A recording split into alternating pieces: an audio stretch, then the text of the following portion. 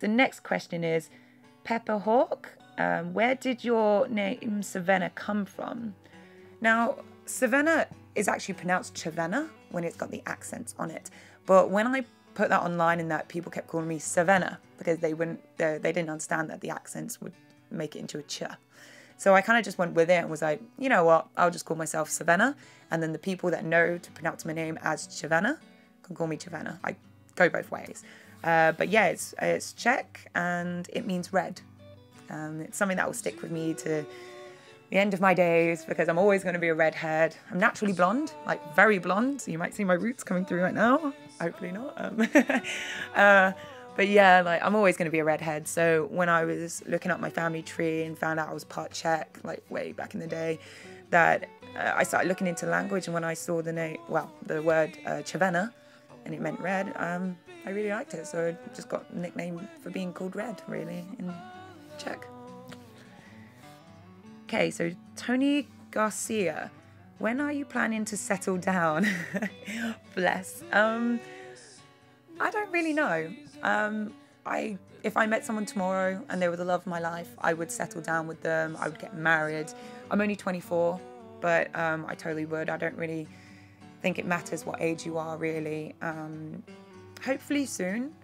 But I mean, I don't even mind if I'm doing what I'm doing till I'm 30, 35 years old and I'm still single, having fun and doing what I do best, really. I mean, when a person comes and it's the right time and they're the right person, it will just happen and I'll settle down. But I haven't met anyone yet, so let's see. Never know. Okay, so the next question is Vicky Hunt. She asked me what's my favourite brand of makeup to use. Wow, that's a hard question. I have like top maybe 3 brands that I really like right now.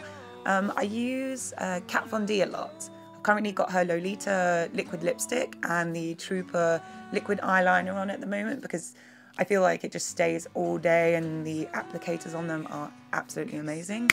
I really like Urban Decay as well, so like the Naked 3 palettes. I'm using that at the moment too. The powders in them are just fantastic and the pigments are just so strong. When you're blending it in, it just works a charm. Another one I like to use, I do like to use MAC for their lipsticks every now and then, but I feel like their powders and their foundations can be really kind of too strong for the face, like too chemical based. So really the only thing I use from them is lipsticks. But I definitely feel like their lipsticks is better than other brands that I've used because they're quite moisturizing. So when you put them on, they do last a lot longer than some other brands. We have one. Patrick from Facebook asked, do you play any video games in your free time? I don't really get a lot of free time. I used to when I was younger. So I do have an Xbox still, but I don't use it like I used to. My favourite game I ever played was Borderlands 2. That came out maybe like, 4 years ago? And I actually completed it with one of my exes and it was really funny because like I was Siren and he was one of the other characters and we worked so well together and be up to like 4 a.m. Every night like playing the game and trying to complete it. So yeah, it was really fun and I do really love that game. But I don't really get a lot of free time at the moment. But hopefully when I do, I'll pick up another game. You never know. I don't know, Call of Duty or something. I used to love that a lot. So the next question we have is Jamie from Facebook. What is the most interesting show you've ever had with Pyrohex? Oh wow.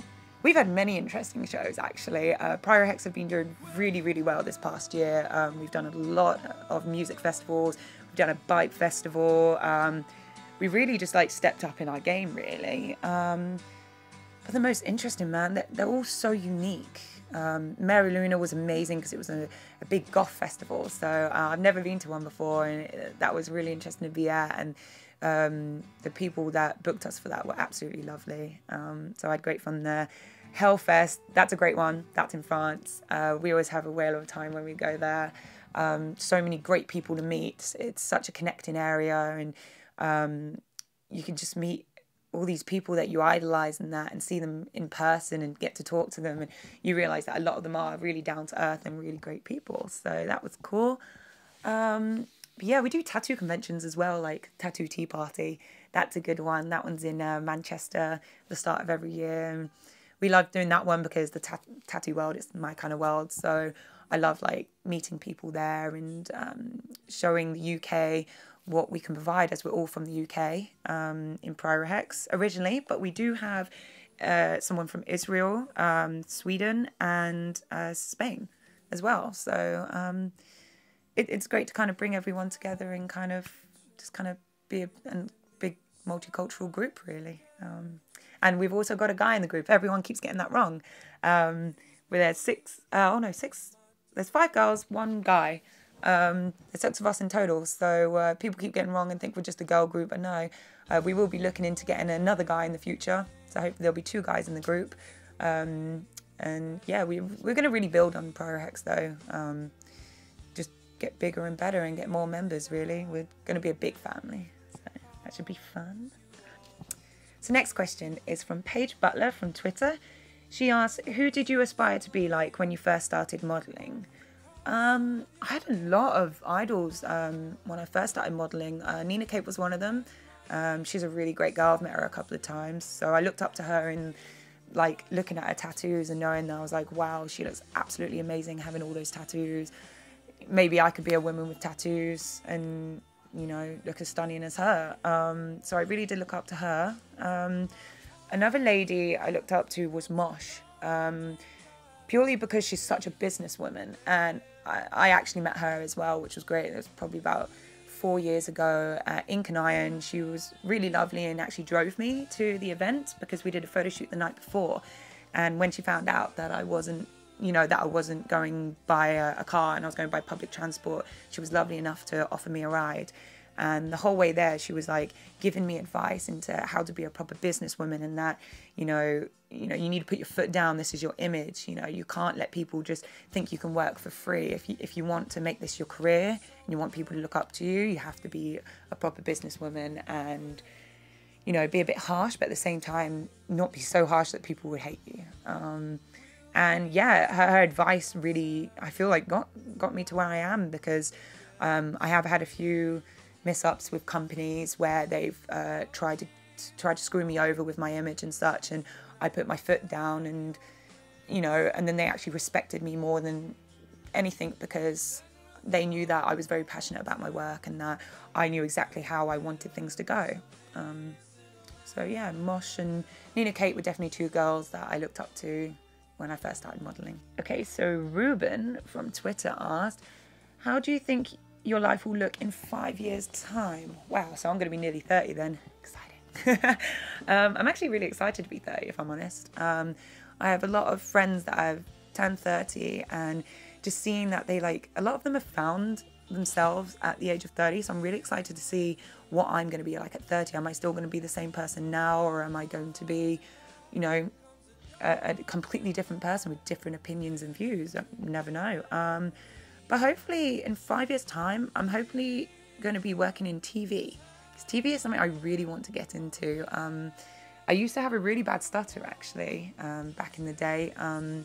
So doing all these videos are really going to help me.